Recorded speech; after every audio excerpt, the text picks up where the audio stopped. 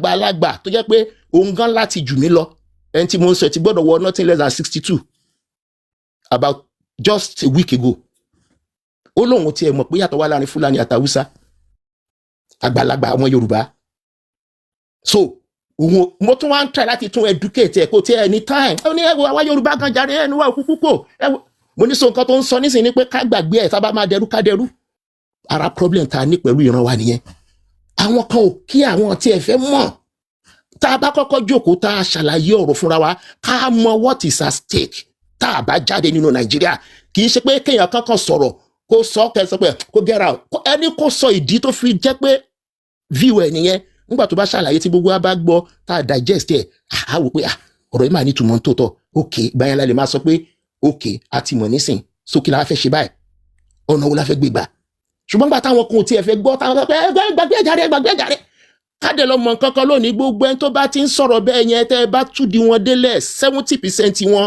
Fúlàní ni wọn Yorùbá nation tí mo ṣe tí mo ti ara bọ́ gidi ó jẹ́ kí n mọ àwọn nǹkan kan tó bà mí lẹ́rù mi ò fẹ́ lè má kàyé èèyàn tí mo mọ̀ láti kékeré àbí tí mo tó ti dàgbà tá ọjọ́ rẹ̀ ti jẹ́ pé èmi ń rò pé Yorùbá bíi tèmi ni wọ́n ni mo wá rí pé so Fúlàní ni grandmother Fúlàní ni dáadé Fúlàní Yorùbá tó jẹ́ pé Fúlàní Yorùbá Fúlàní mo dọ̀dẹ̀ ni pé what àwọn arábí ti pẹ́ ní àárín wa bàjẹ́ ṣùgbọ́n gbà tán bá ti ń jẹ orúkọ bíi kíní kan Mohammed Adégòkè Ibrahim àti gbà pé Yorùbá náà ló ń jẹ́ bẹ́ẹ̀ àbí ó ti ń sọ Yorùbá lẹ́nu bọ́ bàbá ẹ̀ lè jẹ́ Fúlàní ìyá ẹ̀ lè jẹ́ Fúlàní so ló fi jẹ́ pé tẹ́ bá rọ́pọ̀lọpọ̀ lómi tó jẹ́ pé ẹ ti ń rò pé Yorùbá náà ló dẹ̀ ń sọ̀rọ̀ báyìí ẹ tú díẹ̀ délẹ̀ níjọ́ tí kan máa finally sọ fún mi mo ìsọ̀rọ̀ yẹn pẹ̀lú ọ̀rẹ́ mi kan níjẹta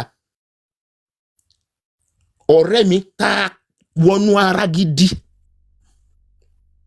bí cousin lẹni tí mo ń sọ ìjẹ́ sọ̀rẹ́ mi yẹn tó mọ̀ mí náà tí mo mọ̀ tá a bá ti ń sọ̀rọ̀ àbí mo send àwọn fídíò gbogbo atrocity àwọn Fúlàní yẹn sí nígbà yẹn aṣa máa bá mi argument ẹ̀ ó máa wá máa wò pé báwo lẹ́gbọ́n yẹn ṣe ń sọ̀rọ̀ báyìí aṣa máa defend Fúlàní kò tiẹ̀ kí n fẹ́ gbọ́ ó máa attack mi gidi ní ẹ̀ ń ta àdẹ̀mọ́ra dáadáa ní kékeré ni in fact mo mọ̀ yẹ mo bà bẹ́ẹ̀ mo dẹ̀ mọ̀ pọ́ mọ́ ẹ̀dẹ̀ ni ó wá díjọ́ kan wá bẹ̀rẹ̀ sí argue àtúnjọ fa mo ní ẹ̀wọ́ ẹ̀gbọ́n lágbájá jẹ́ ká pọ̀ lórí ẹ̀jà rẹ̀ ó kàn bú sẹ́rin ni ló bá ní ó ní Yínká ẹni tó bá dẹ̀ pè mí Yínká ẹ̀yìn mọ̀ pé ẹni tó mọ̀ mí délé ni ó ní jẹ́ kí n sọ nǹkan kan fún ẹ tó mọ̀ ń pa mi lónìí mo ní kí nìyẹn ó ní ṣe mo rántí yẹ ẹdẹ mo ní yẹ ẹdẹ ìyẹn màmá tiẹ̀ ló ń sọ yẹn o ó ní ṣe mọ̀ pé màmá ẹ̀ Fúlàní ni mo almost a minute ni mo kàn ń ṣe bí mo ṣe ń ṣe nìyẹn pé so kọ́tà Fúlàní blood tó wà lára ẹ̀gbọ́n yìí ló ṣe máa ń bá mi argue ló máa defend Fúlàní blindly tí ò bá sọ fún mi máa jiyàn pẹ̀lẹ́ lò anybody tó bá ń bá mi sọ pé ó lẹ́jẹ̀ Fúlàní lára òun fúnra ẹ̀ mọ̀ wípé gbogbo argument tó máa ń bá mi tó máa ṣáàbà mi fà á tèmi náà máa làágùn tí mi ò tiẹ̀ mọ̀ pé ó ní nǹkan tó wà lọ́kàn ẹ̀ ó mọ̀ wípé kò yẹ kó ń sọ̀rọ̀ bẹ́ẹ̀ bọ́ ìjọ yẹn nǹkan yẹn kàn tí ó kàn jẹ́wọ́ fún mi ni ẹni tó wá jẹ́ ọ̀rẹ́ tèmi gangan tó jẹ́ bí cousin sí tí mo mọ̀ ń true ìyẹn fúnra ara ẹ̀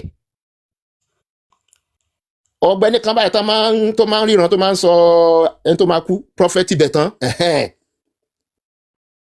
Prophet Tibetan yẹn mi ò mọ̀ ṣe jẹ́ wọ́n ṣáà close táǹgbà tá ń pariwo Yorùbá nation yẹn Prophet Tibetan yẹn náà ń support Yorùbá nation ọ̀gbẹ́ni yẹn wá sí Dublin ó lọ visit ẹ̀ ọ̀gbẹ́ni yẹn wá ń sọ fún pa Yorùbá nation wọ́n á sọ fún ọ̀gbẹ́ni yẹn pé òun dẹ̀ lọ́rẹ́ kan tó yẹ pé ó tarabọ̀ Yorùbá nation yẹn pé àwọn eléyìí ti pẹ́ ní wọ́n gbà àwọn eléyìí wọ́n tarabọ̀ gidi ni Prophet Tibetan wá sọ fún pé kó lọ bá ọ̀rẹ́ ẹ̀ yẹn wípé irú ẹni yẹn á lè ṣàlàyé fún ẹ dáadáa ohun tí Yorùbá nation dá lé lórí ló bá wá pè mí ló ní àṣẹ moment tó ń jẹ́ Prophet Tibetan mo ní mo mọ̀ pé báyìí ó ní ó láwọn close gan mi ìtẹ́mọ̀ tí bó sọ pé àwọn jẹ́ pé ó wà around pé òun ti ẹ lọ visit ẹ ní Dublin pé ó máa ń wá sọ́dọ̀ náà London tó bá wà around London gbá mi kankan wípé but ọ̀rọ̀ Yorùbá nation ló ṣà ń sọ ṣá pé lòun á sọ pé Yorùbá nation yìí tẹ́ ń sọ pé gan òye òun pé tó ń rò ní ọ̀rẹ́ kan tí ó tara bọ̀ gan tó yẹ pé àwọn ẹni tó ń sọ yìí pé pẹ̀lú gbogbo bí mo ṣe máa ń sọ̀rọ̀ àti nǹkan tí máa ń sẹ́ndì so onílò ṣe wá ní pé kóun wá bí mi lè pé kí n ṣàlàyé fún gangan báwo ni nígbà mo ṣàwà ṣàlàyé fún láti ilẹ̀ bó ṣe bẹ̀rẹ̀ àwọn wo ganan bẹ̀rẹ̀ káyúrúwá ẹ̀ tó gbà á tí gbogbo ẹ̀ wá yé ó wá ní wow the next thing tó máa sọ ní ṣé mọ̀ pé Fúlàní ni grandfather ń ṣá wo kan pé what lọ́rẹ̀ẹ́ àjọ ṣe kékeré àjọ lọ skul mo mọ̀ ya mo mọ̀ bàbá ẹ̀ mo mọ̀ gbogbo ọmọ yẹ́ márààrún mo kàn mọ̀ pé àwọn márààrún àwọn mẹ́ta àti kẹrùn mérò ìdọ́ntì bíi títí ẹ̀ irun orí wọn bó ṣe lọ́ọ̀rẹ́ ẹyin ju wọn pupa ẹyin ju wọn ṣe yìnrìn báyìí a kàn máa wò wọn bí ìgbà pé rẹ àwọn Yorùbá kan náà wà kan máa ń pupa bẹ́ẹ̀ but mi ò tiẹ̀ ronú pé bóyá Fúlàní mo dẹ̀ mọ̀ pé ọmọ wo àti kẹrùn mérò ti pẹ́ orúkọ tó ń jẹ́ orúkọ Yorùbá bíi tiwa báyìí ni ṣùgbọ́n Muslim name ló parí ẹ̀ mo dẹ̀ mọ̀ bàbá ẹ̀ bó bí bàbá ẹ̀ ṣe rí gẹ́lẹ́ nìyẹn àṣé bàbá tó bí bàbá ẹ̀ Fúlàní ni tó ti sẹ́tù sí Ìwó tipẹ́tipẹ́ bàbá ẹ̀ wá jẹ́ pé ó fẹ́ Yorùbá bàbá tiẹ̀ náà ó fẹ́ Yorùbá so òun kò ríra tiẹ̀ gan bí Fúlàní mọ́. ẹjọ́ sà kí táìmù yìí tó pé ẹ má bínú sà ẹ bá wa sọ̀rọ̀ lórí ti ẹjọ́ tí ọmọ Yorùbá kan náà dá fún Nnamdi Kanu lánàá. mo gbọ́ bàtọ́dà pé bàyẹ̀ lẹ bẹ̀rẹ̀ mo gbọ́ tí wọ́n ń sọ̀rọ̀ nípa ẹ̀. mo káàsán o. ẹni sùúrù wọn sọ̀rọ̀ lọ́wọ́ ẹni sùúrù táwọn nípa ṣe tán. ó wà unfortunate nítorí pé àwa àti àwọn Ìgbò àárín wa ò fìgbà kan dá nígbà tọ́rọ̀ yẹn tún wá rí bó ṣe rí ìtọ́jọ́ ọmọ wa ló tún dájọ́ yẹn ó túbọ̀ tún dákun gbogbo ohun tó wà nílẹ̀ ni ṣùgbọ́n ju gbogbo ẹ lọ ibi tá ń sọ̀rọ̀ lórí náà la máa fàbọ̀ lé àwa àti Ìgbò ànífẹ́ra Ìgbò àtàwùsá àti Fúlàní kò sífẹ̀ẹ́ ń bẹ̀ àwa àti Fúlàní kò sífẹ̀ẹ́ ń bẹ̀ kí la wá jọ ń ṣe papọ̀ mo ìfẹ́ débẹ̀ yẹn gan pàápàá ibi tí ọ̀nà tí mo dẹ̀ fẹ́ gbà wọlé síbẹ̀ yẹn ni wípé tá a bá láti continue báyìí níwọ̀n ìgbà tí ẹ̀yà kan tó jẹ́ major ethnic group láàrin wa tí nínú ẹ̀ ò dùn sí Nàìjíríà kò lè ever sí peace kí la ń ṣe papọ̀ èmi dẹ̀ ti máa ń sọ tipẹ́tipẹ́ gbogbo àwọn tó ní ká má túká ká máa bá lọ báyìí question kan ni mo ti ń béèrè láti bí ọdún 5-6 tí ò tí ì síyàn kankan tó lè dáhùn máa ní èmi ò ní problem pẹ̀lú ẹ ṣùgbọ́n kàn fún èmi ní ìdí kan péré àbí advantage kan tó wà nù wípé ká remain one ká sì continue báyìí ká sì wà nínú Nàìjíríà kò sí èèyàn kankan tó ti rí nǹkan kan sọ fún mi o ìkan sọ fún mi péjọ kan pé ṣe mọ̀ pé Nàìjíríà àwa ni giant of Africa population wa we are over 200 million tabatuka kí ni population wa máa jẹ́ nǹkan kan mo ní ṣé ìwọ ò mọ̀ yàtọ̀ láàrin quality àti quantity kí ni pé apọ̀ kí ni túmọ̀ ẹ̀ ṣé ibi tí ìlú bíi Belgium àbí Holland àwọn ìlú tí ó tó 50 million tó bá ti ń sọ̀rọ̀ ṣáà lè sọ̀rọ̀ ńbẹ̀. Haúsá náà ò nífẹ̀ẹ́ wa àwa náà ò nífẹ̀ẹ́ Haúsá kí la jọ ń ṣe papọ̀ Haúsá ò nífẹ̀ẹ́ Ìgbò kí wá lóde tá a fi wá wà. bàbá mọ nǹkan kan mọ díẹ̀ ń gba iye Western region náà a mọ̀ pò tí ìran Yorùbá wà. ṣe rí ọ̀rọ̀ tí bàbá wa sọ ṣe rí pé òdodo torí bàbá kan náà wá síbí náà tí bàbá yẹn náà sọ̀rọ̀ wípé tí ọmọ Yorùbá ṣe wà ń bẹ̀ wọ́n máa ní ọmọ Haúsá ló ń bà á jẹ́ tọmọ Haúsá bá tún wà ń bẹ̀ wọ́n tún ní ọmọ Ìgbò ló ń bà á jẹ́ ọmọ Ìgbò tiẹ̀ kún ọ̀ tiẹ̀ jẹ́ ká ọmọ Ìgbò tiẹ̀ ṣe president ìyẹn tún number 1 wàhálà kan tún nìyẹn lọ́tọ̀. èmi dẹ̀ máa ń sọ fọ́pọ̀lọpọ̀ àwọn yẹn wa because mo láwọn ọ̀rẹ́ bíi mélòó kan tó yẹ pé wọn ti rí ti Fúlàní rò Ìgbò ìṣáná máa attack lójoojúmọ́ tán máa ìgbà tán ní Ìgbò fẹ́ gbé kó wọn ní iye Èkó is no man's land kíníkan mo ní look ẹni tọrọ ẹ bá yé délẹ̀délẹ̀ Ìgbò kì í ṣe threat fún wa ẹni tí ọ̀rọ̀ Yorùbá nation ibá yé dáadáa wa mọ̀ pé Ìgbò kì í ṣe threat rárá nítorí wípé Ìgbò ò lè dé Aso Rock ìdí tí Fúlàní ṣe jẹ́ threat nìyẹn ẹ ní Ìgbò fẹ́ gbé Èkó mọ́ ní tí Ìgbò bá kàn tiẹ̀ gba Èkó ẹni tó máa gbà padà lọ́wọ́ Ìgbò ó ń bọ̀ nítorí pé Fúlàní fẹ́ gba gbogbo ilẹ̀ Ìgbò àti gbogbo ilẹ̀ Yorùbá àti gbogbo south ní wọ́n dẹ̀ ti ṣiṣẹ́ tọ́ invasion tó ṣẹlẹ̀ láyé Buhari kò ń ṣe pé bí àwọn ọmọ tó ń ṣe náà tán kó Fúlàní wọlé rẹpẹtẹ iṣẹ́ yẹn ti parí dé level kan ìyẹn gbọ́dọ̀ máa mọ̀ wọ́n máa ń fi invasion gbalẹ̀ lọ́wọ́ èèyàn ni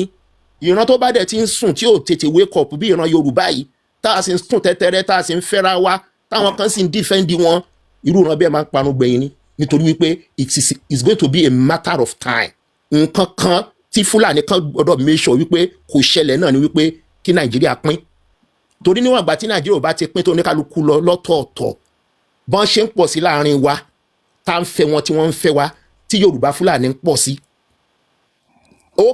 wọ́n kàn gbọ́dọ̀ ní sùúrù dìgbà tí agbára Aso Rock yẹn máa padà di ọwọ́ wọn ni àwa gan ti máa weak nígbà tí ó bá tiẹ̀ fẹ́ sí ọmọ Yorùbá kan tí ó ti bá Fúlàní kan mọ́ tó yẹ pé bí wọ́n ṣe Fúlàní cousin ẹ̀ kan ti fẹ́ wọn uncle ẹ̀ kan ti fẹ́ wọn ó ti ní wọn ní nephew ó ti ní wọn ní niece so ẹnu wa gan ò ní kò mọ́ the next thing wọ́n máa gbé sàríà wá wọ́n fi máa paná wa tán bam ọ̀pọ̀lọpọ̀ àwọn èèyàn wa ò mọ̀ kí ló ti ṣẹlẹ̀ sí ìran Haúsá ká má ti rìn jìnnà ìran kan wà tájọ wà ní Nàìjíríà yẹn tí Fúlàní ti báyé wọn jẹ́ pátá tá bá ní ká má gbalẹ̀ wa ọ̀pọ̀lọpọ̀ mọ̀ túmọ̀ ẹ̀gán pé báwọn náà ṣe ń gbalẹ̀ lọ́wọ́ wa ìkan bí míjọ́ kan níṣẹ́ àwọn máa wá wò ni a máa wò ni náà èyí tó ṣẹlẹ̀ lọ́dún mẹ́jọ Buhari ó jẹ́ kéèmí mọ̀ dájúdájú pé a máa wò ni kò sí nǹkan tá a máa ṣe kí la ṣe nígbà ayẹwo Buhari èèyàn kan ṣoṣo tó jáde tó sọ̀rọ̀ tó ṣàyà gbàgbà òun náà ní Sunday Igboho gbogbo àwọn olórí wa ẹlẹ́mọ̀ àrí tán bá máa rẹ́dí àti ṣerú lábẹ́ wọn ṣe bó ní bó ṣe jẹ́ pé Haúsá lónìí Fúlàní ló wá wà tá a bá ń sọ pé Haúsá state mẹ́fà péré ní north ló jẹ́ kọ́ Haúsá state tí ẹ̀yà mi ò là wọ́n just like bàbá sọ pé ní south state mẹ́fà ní kọ́ Yorùbá state Èkìtì Ọ̀yọ́ Oǹdó Ògùn Lagos àtọ̀ṣun ṣùgbọ́n Yorùbá wà ní Kwara Yorùbá wà Kogi Yorùbá wà Delta Yorùbá dẹ̀ wà ní Edo bẹ́ẹ̀ náà ló ṣe rí ní north state mẹ́fà tó jẹ́ kọ́ Haúsá state tẹ́yà mi ò là wọ́n òun náà ní Sokoto Jigawa Kebbi Kano Katsina àti Jigawa gbogbo state mẹ́fẹ̀ẹ̀fà lónìí lánàá gbogbo àwọn tó ń jẹ́ gọ́vnà wọn Fúlàní gbogbo àwọn tó ń jẹ́ míà wọn Fúlàní gbogbo àwọn kingmakers afọbajẹ Fúlàní àwọn tó wá jẹ́ indigenous Haúsá gangan àwọn tó nílẹ̀ gangan àwọn ti di ẹrú the Yoruba máa ń dé fìlà pupa lẹ́yìn Haúsá lẹ́yìn ẹ̀mí àtọ́ máa ṣe Yoruba they are going to capture now they will capture the Yoruba city the Yoruba state. ehun tí a sọ nìyẹn èmi máa ń fẹ́ kí ẹ máa gbà lẹ́nu ara wa. Tinubu. ẹ má bínú mo kàn fẹ́ yọ̀ǹda ẹni tó fẹ́ sọ̀rọ̀ máa sọ̀rọ̀ ni because. kí ló dé tó fi interject pẹ̀lú ọ̀rọ̀ tí wọ́n ń sọ. ìmọ̀ràn tẹ̀mí kàn ní fún gbogbo àwọn ọmọ káàrọ̀ òjíire wàhálà ń bọ̀ kò sí àní-àní níbẹ̀ eléyìí ò ń sọ̀rọ̀ pé Ọlọ́run ò ní jẹ́ Ọlọ́run á jẹ́ Ọlọ́run ò ní jẹ́ wàhálà ń bọ̀ tó kó ní kálukú kó mọ tó fẹ́ ṣe sọ̀rọ̀ rẹ̀. Yorùbá nation is the only solution. ẹni tó bá mọ̀ wípé òun fẹ́ dira má waste time o torí pé tó bá dójú ẹ̀ lẹ́kùlẹ́jà ò ní pàtẹ́ o lẹ́kùlẹ́jà wọn ò ní pàtẹ́ o ò lè lọ bá bàbá kankan mọ́ o ìwọ̀nba tó bá ti ṣe sílẹ̀ náà kò jẹ́ máa fàdúrà gbé ni kó má ba lọ bọ̀ pé wàhálà ò ní wá ẹ má jẹ́ kátà wa jẹ wàhálà ń bọ̀ ọ̀nà wo ni ò ní gbà wá gan in the first place agbára Tinubu ò ká nǹkan tó wà nílẹ̀ ìwọ̀nba ló lè ṣe mọ́ nítorí pé àwọn tó wà ń di kínní wọn kọjá tó lè gbéná wojú ẹ̀ ń tó rọ̀ mọ́ pọ̀ Amẹ́ríkà ti ranjú sí nísìnyí Amẹ́ríkà náà tó ranjú sí àwọn náà ní tiwọn tán bá dẹ̀ sọ pé àwọn fẹ́ wá àìwá wọn náà ó máa ní nǹkan tí wọ́n máa jọ sọ lẹ́yìn tó dẹ̀ yẹ pé wọn bí Tinubu dá ó gbọ́dọ̀ ṣe náà ni so one way or the other Tinubu ti há bó bá ṣe ó dáràn bí ò bá ṣe ó dáràn àwọn ará bí ò dẹ̀ ní give up láyé wọn ò kí ń give up wọn ò kí ń give up anybody má ti èrò yẹn so pé wàhálà ò sí yẹn wàhálà ń bọ̀ o so kó ní kálukú lọ prepare rẹ̀ ni ṣùgbọ́n kò jọ àwa kan lójú nítorí pé ohun tá a ti sọ ní even kí Tinubu tó di president ìyẹn lè èmi fi ń sọ wípé tá a bá ń sọ̀rọ̀ ẹ jẹ́ ká gbàgbé pé ta ló wá ló lè tún ṣe ṣé kí Tinubu lọ ni ṣé kò resign ní agbára ìkúkú gbé ok agbára ta ló fẹ́ gbé ta ló fẹ́ wábẹ̀ tó fẹ́ rí ṣe kò sí ní àti tí èèyàn bá ní cancer lẹ́sẹ̀ tí wọ́n bá rí pé ó rà pé kò fẹ́ gbóògùn ṣé bí wọ́n á gé ìdánù ní so ká kúkú mọ̀ wípé ká fi gbogbo wàhálà yẹn ká fi mọ sápá òkè lọ́hùn ká lè rojú tó ayé tiwa so gbogbo ẹni tó bá sì ń ronú pé bóyá báwo ni nàìjíríà ṣe lè dá táwa jẹ́ fẹ́ di president 2027 ó dà pé ń tàn so tí ìyó onítọ̀ ni o kò solúwa ẹ̀ àfi tí ìbá sọ̀rọ̀ nàìjíríà là ń sọ kò sọ́nà kò sí bá ṣe fẹ́ ṣe àkísà tó ti dágbére fàtàn ni ìgbà abẹ́rẹ́ ò lè dá dúró ẹ ṣe mo dúró báyìí náà. ẹ ṣe gan-an ní ìsàbọ̀rú àbọ̀yẹ o ẹ ṣe gbogbo àtọ gbogbo àtọ. ta ló fẹ́ bèrè ọ̀rọ̀ lọ́wọ́ bàbá ṣé kò sẹ́ni tó fẹ́ bèrè ọ̀rọ̀ lọ́wọ́ wọn bàbá kínní ló kàn tó máa sọ̀rọ̀ bẹ́ẹ̀ ni ó yẹ gbóhùn sókè à ń gbọ́ yín. ẹ ká san o. ẹ ká sàn gbogbo wa ń gbọ́ yín. èmi ni mo pa òwe lẹ́ẹ̀kan pé ọmọ ẹni ò ní ṣèdí bẹ̀bẹ̀ rẹ̀ kágbélẹ̀kẹ̀ sí di ọmọ ẹlòmíín. ṣe rí òwe yẹn ọ̀pọ̀lọpọ̀ Yorùbá ọ̀pọ̀lọpọ̀ èèyàn nílẹ̀ Yorùbá wọ́n ti ń misinterpret òwe yẹn o. because ìjọba Tinubu tó wà ń ta yìí wọn ò ṣe anything o. and bàbá tó sọ̀rọ̀ last week kọ́nà túbọ̀ máa fún yín ní lọ́gbọ́n sí ọ̀rọ̀ lọ́gbọ́n gidi lọ́sọ. bẹ́ẹ̀. so ṣùgbọ́n ọmọ tó bá nídìí lèèyàn máa fi lẹ̀kẹ̀ sí. ìgbà tí mi ti mọ̀ pé ìjọba Tinubu wípé kò lè lọ bì gangan ìgbà tó ti ọ̀dà fún jet ìgbà tó ṣẹ̀ṣẹ̀ wọlé tó ti ọ̀dà fún jet 100 billion more than 100 billion naira. ìgbà táwọn èèyàn dẹ̀ ìgbà tẹ́bí dẹ̀ ń pa àwọn èèyàn táwọn èèyàn kú tí ó dẹ̀ ṣe pé kò ní jet bí Tinubu tún dórí àléfà jẹ́ẹ̀tì méjì ló ní tó jẹ́ pásánà tiẹ̀ jẹ́ẹ̀tì tó wà nínú presidential fleet ó lé ní 10. kábíyèsí lédùn. kí ló wá dé tó wá jẹ́ pé ọ̀rọ̀ jẹ́ẹ̀tì ló kàn jẹ́ẹ̀tì tàdé sọ kì í ṣe pé àwọn jẹ́ẹ̀tì tó wọ ẹ̀ ṣe kínní àwọn jẹ́ẹ̀tì $100 million náà ní wọ́n ra jẹ́ẹ̀tì yẹn more than 100 billion naira nìyẹn tó àtìgbà yẹn lèmi ti mọ̀ pé ìjọba ẹ̀rọ kò lè mẹ́sẹ̀ lẹ̀. and then téèyàn bá sọ̀rọ̀ àwọn Fúlàní tó ń ṣẹlẹ̀ yìí èmi rò pé the best thing téèyàn lè ṣe bàbá yẹn ti sọ̀rọ̀ wọ́n ti sọ gbogbo ọ̀rọ̀ yẹn lẹ́kọ̀ọ́ the best thing téèyàn lè ṣe téèyàn bá tẹ̀ rí Yorùbá nation báyìí kéèyàn gba restructuring lèèyàn nílò láti ṣe oníkálukú nílò láti take over security architecture of their region. Orú bá ṣe wà báyìí àìmọye state tó jẹ́ pé Yorùbá state tó jẹ́ pé ọmọ Ìgbò ló ń ṣe commissioner of police wọn tó jẹ́ pé ọmọ Hausa ló ń ṣe commissioner of police kí ló mọ̀. and then wọ́n ní ìdí onídìí ó dàbí ìdí ẹni àbí báwọn lọ́sọ̀ máa ń sọ mi mọ̀ wò yẹn. ọmọ Hausa tó ń bá gbé wá síbí pé kó wá ṣe commissioner of police kò lè kára má sì kú bí ọmọ Yorùbá. ojú olójú ò lè dàbí ojú ẹni. ojú olójú ò lè dàbí ojú ẹni yes. so èmi àbá tèmi bá mú wá ni pé because bó ṣe ń lọ yìí àwọn Fúlàní bí màlẹ́ ṣe sọ lẹ́ẹ̀kan wọ́n ní plan o and plan ti wọ́n lè jòkó fún ọdún kọ́ máa rọra máa yọ díẹ̀ àwa náà la máa wò pé ká ṣe ilé yìí pé within the next month àwa la máa ń wo next week àwọn bíi 50 years làwọn máa ń wò tó máa lé plan yẹn tó dẹ̀ máa follow ẹ̀ díẹ̀ tá máa fi bọ́ sọ́wọ́ wọn. so nǹkan tí mo rò ní pé kí a tiẹ̀ take control security infrastructure wa kó jẹ́ pé àwa náà là ń manage ọlọ́pàá kó jẹ́ pé àwọn brigade àwọn artillery brigade tó bá wà bí àwọn ọmọ Yorùbá náà ló máa tó bá wà nílẹ̀ Yorùbá àwọn ọmọ Yorùbá náà ló máa head ẹ̀.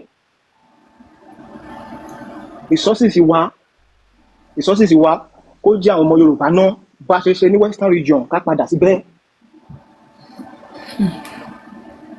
ká padà sí bá ṣe wà ní Western region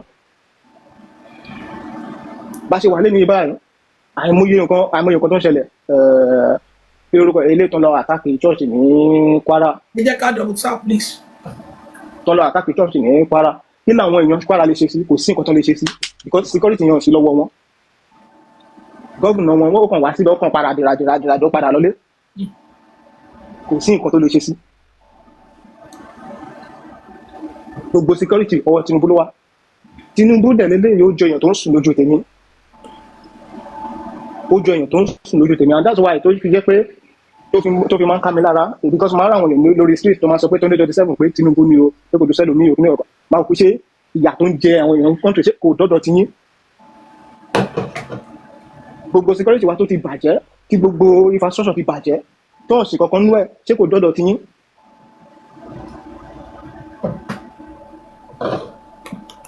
Because téèyàn bá kàn sọ pé Odùduwà republic àbí Yorùbá nation báyìí èmi rò pé bí i is very far fetched but for now nǹkan téèyàn tẹ̀lé push fún tó yẹ pé téèyàn lè rí kíákíá òun ni restructuring yẹn kan restructure Nàìjíríà Yorùbá kan máa ṣèjọba tí wọ́n bọ́n ṣe ṣe láyọ̀ Awólọ́wọ̀ báwa kan ti sí ní gbogbo ìgbà yẹn a gbọ́ gbogbo story yẹn táìmù bó ṣe lọ ilẹ̀ Yorùbá lè ní pẹ̀lú àwọn UAE àwọn Dubai ló yẹ ká máa ṣe competition kò yẹ ká máa ṣe competition pẹ̀lú Sudan. Leader set, I have a question for you. Okay, I can hear you. Thank you. Ọ̀rọ̀ tẹ́ sọ ṣe yìí gbogbo wa ló yé ṣùgbọ́n nǹkan tèmi máa ń go against tèmi ò dẹ̀ nígbà ni pé ṣẹ́ẹ̀rí àwọn èèyàn kan máa ń sọ pé ká fún wa ní restructuring pé ká máa push for restructuring ní ìsìn àti push for this restructuring for how many years ẹni wọn rẹ̀ fún wa and secondly ká tẹ̀lé wọn wá fún wa lé ní tí gbogbo ẹ̀dá padà kí ló fún yín insurance pé tọ́wọ́n Fúlàní bá tún débẹ̀ tó jẹ́ kí wọ́n dẹ̀ mọ ọ̀dẹ̀ ní mission gbogbo alámọ̀ pé wọ́n ní mission ní kí wọ́n tún ní da restructuring yẹ̀rú ju pé kí gbogbo kú parapọ̀ kájọ jà fún jà yìí pé a fẹ́ country tiwa ẹ̀ because if these people take Tinubu bá lọ bí fún wa restructuring ṣebí àwọn kan ló bà First Republic jẹ́ ṣé ọmọ kan Fúlàní tún máa dàrú ni ṣé ní ojú àfọ̀fọ̀tán ìjà ló máa ń dálẹ̀ ẹ jẹ́ kó ní kálukú máa lọ ẹ fi restructuring rẹ̀ kò lè work in Nigeria mọ́ ó ti bọ́ restructuring ti bọ́ kò lè help wa mọ́ ju kí oníkálukú máa lọ tiẹ̀ ni.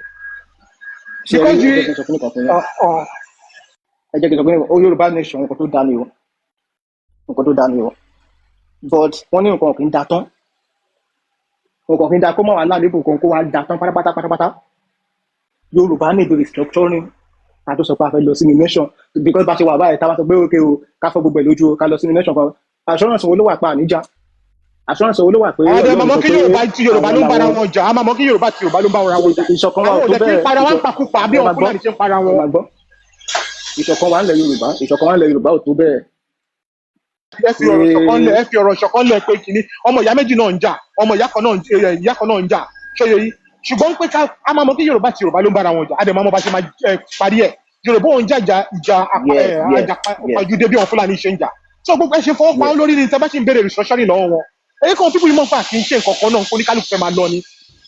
nígbà tẹ́ sọ pé Yorùbá máa bára wọn jà ṣé kò wá dá bẹ́ẹ̀ ká máa bára wa jà ṣùgbọ́n kó jẹ́ pé Yorùbá ló ń rú Yorùbá ju pé kó jẹ́ pé Fúlàní wọ́n ti wá di pé a lè dépò gọ́vnà mọ́ a lè dépò sẹ́nétọ̀ mọ́ a lè dépò ọba mọ́ a lè dépò òjòyè mọ́ just like èyí tó ti ṣẹlẹ̀ sí àwọn Haúsá. ẹ̀sà Amẹ́ríkà náà ń bára wọn jà ni àwọn olómi náà ń bára wọn jà láàrin ara wọn. wọ́n máa ń sọ̀rọ̀ báyìí pé àwa Yorùbá máa bára wa jà ṣé eyín àti ìyá hàn gan òkè ń jà ni à ń sọ̀rọ̀ báyìí ìran wa ò ṣe ní di ẹrú àbáwọn èèyàn tiẹ̀ tí ń tán sọ tí ìyá àwọn èèyàn wa ni àwa sọ pé a máa bára wa jà ká tètè máa bára wa jà ṣùgbọ́n ẹ jẹ́ ká dá dúró ná ká mọ̀ wípé orílẹ̀-èdè táwa yìí orílẹ̀-èdè Yorùbá ni wọ́n ń pè Yorùbá ló máa jó lórí wa Yorùbá ló máa jọba wa Yorùbá ló máa jẹ́ jòyè wa ju pé káwa di ẹrú abẹ́ẹ̀ tí intanso tí ìyẹn yín ni ṣáà ní láti máa sọ kí ni ó bá lọ báyìí. ẹ jẹ́ kí n explain from my own point of view. mo ń gbọ́ yín.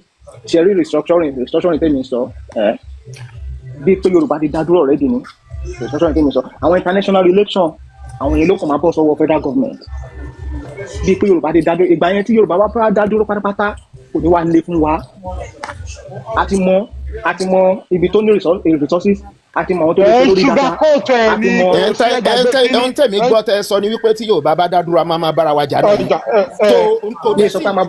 kò sí ìtumọ̀ kankan lọ́dọ̀ tèmi tí nǹkan tẹ sọ yẹn ju wípé táàkù wà nínú Nàìjíríà. ẹ mọ̀ ẹ ń bèrè wọn Fúlàní ní wà lè bèrè nǹkan tẹ́ fẹ́ ẹ mọ̀ kàn ní ṣe dandan ní kakọ́ ṣe gbàrí sọ́kọ̀ ni kátó láàrin olóko Fúlàní ẹ kàn sọ ẹ ń bèrè wọn nìyẹn kí ló dé tẹ́ ń bèrè wọn pípọ̀ yìí. gbogbo àwọn ọ̀rọ̀ báyìí ni ò kì í jẹ́ lẹ́nu Yorùbá kò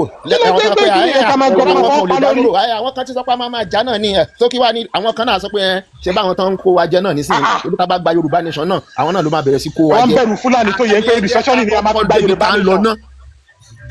ṣáàrí èmi o pẹ̀lú experience tèmi ti ní o àwọn tán bá ti ń sọ̀rọ̀ tó ti ń jẹmọ́ pé àwọn fẹ́ pé ká má ronú ká fẹ́ gba Yorùbá nation tá a bá tù di wọn délẹ̀ ẹ̀jẹ̀ Fúlàní wà ń bẹ́ o. lóòótọ́ ni èmi náà I am telling you because torí imagine tá bá gbà oríṣiríṣi láti rí oríṣiríṣi kò sí ẹgbẹ́ tá a dá sílẹ̀ pé ẹgbẹ́ ọmọ Yorùbá lórí ọ̀rọ̀ Yorùbá nation àbí pé bí tá a ti ń sọ̀rọ̀ báyìí tí Fúlàní ò kì í darapọ̀ mọ́ wa àwọn tán dẹ̀ gbédè wa tán jorúkọ wa náà máa ń dà sí wa láàrin so ìyẹn lèmi ti sọ síwájú òyìnbó tó jẹ́ pé ìtàn wa ká kọ́kọ́ máa bẹ̀bẹ̀ fún ọ̀rẹ́ ẹ̀ 40 years o lè má mọ̀ pé o ní ẹ̀jẹ̀ Fúlàní lára ọgbọ́n kan sọ̀kalẹ̀ nísìn àwọn tí ọmọ máa ń ta ọ̀rọ̀ wọn ètò ẹ̀yẹ́ mi lè ní ìpínlẹ̀ gbàṣẹ ẹgbẹ́ tó sọ̀kalẹ̀ níbi tí mo dúró sí nísìn mo study wọn dáadáa. asọ́sọ́sọ aṣọ gbogbo àlàyé aṣọ gbogbo ewu tó wà nù pé ká continue Nàìjíríà aṣọ bí ìran ṣe àrò pé ìran olùkí ń parun ní ìran ń parun náà ìran ń parun tí ò ní exist mọ́. ẹ jẹ́ kí n ó dẹ̀ ní bó ti máa ń bẹ̀rẹ̀. ẹ jẹ́ kí n balẹ̀ ṣé ń gbọ́ mi ò sí against Yorùbá nation lo bó bá ṣe wà báyìí bí Yorùbá ṣe wà báyìí àfi bẹ́ẹ̀ ní structure kan tó lọ tó no ìdẹ̀wò tó agbọ́dọ̀ kọ́kọ́ mọ̀ náà wípé structure olè ń wá gan. ọ̀nà kan tó kù fún wa ó yà mí lẹ́nu o. ẹ̀yin náà gẹ́gẹ́ bí ọmọ Yorùbá tó dẹ̀ fẹ́ ìlọsíwájú Yorùbá tẹ́ẹ̀dẹ̀ fẹ́ kíran yín dẹrú tẹ́ẹ̀ fẹ́ kíran yín dèrò ẹ̀yìn ẹ̀yin náà fúnra yín ẹ máa ronú ọ̀nà wo la lè gbé gbà ẹ má sọ àwọn nǹkan tó ẹ rò pé bóyá ó lè jẹ́ ìdènà. ẹ̀yin lè mọ structure wa ní structure àwọn tó ń plan ní structure tẹ́lẹ̀ ò sí tẹ́lẹ̀ ẹ má give excuse tẹ́ bá fẹ́ darapọ̀ ní kẹ́ darapọ̀ yẹn ẹ má sọ pé kò sí tẹ́ bá jọmọ Yorùbá tẹ́ fẹ́ kí ìran wa kó ní lọ síwájú ẹ fẹ́ kíran wa parun kó dẹrú structure tẹ́ là nìyẹn ẹ ti identify problem kan nìyẹn ẹ̀yin náà lọ ṣiṣẹ́ lórí ẹ̀. exactly máa gbígbé kẹ́ máa fà wá sẹ́yìn àwọn onígbà ẹ̀ mọ́. ẹ máa tútù sẹ́nibọ́dì lọ́wọ́ ẹ̀kan mi ẹ lọ ṣiṣẹ́ lórí ẹ̀ tẹ́ bá jọmọ Yorùbá. ṣẹ́rí mo mọ bí kí yẹn ti ń ta ẹyẹ kẹta gbogbo èèyàn lára bó dẹ̀ ti ń ta yín lára náà ló ṣe ń ta èmi náà lára. no kò jọ táwa lára bákan náà tó máa lára bákan náà ẹni máa bèrè restructuring nù.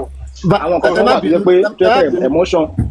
èmi tẹ̀ fẹ́ bèrè question kan lọ́wọ́ yín n fẹ́ bèrè question kan ẹ má bínú gbogbo wa nínú restructuring tẹ́ ń sọ ẹ má bínú ìgbésẹ̀ wo lẹ ti gbé lẹ́yìn ti gbé personally lórí restructuring ọ̀hún ìgbésẹ̀ wo lẹ ti gbé.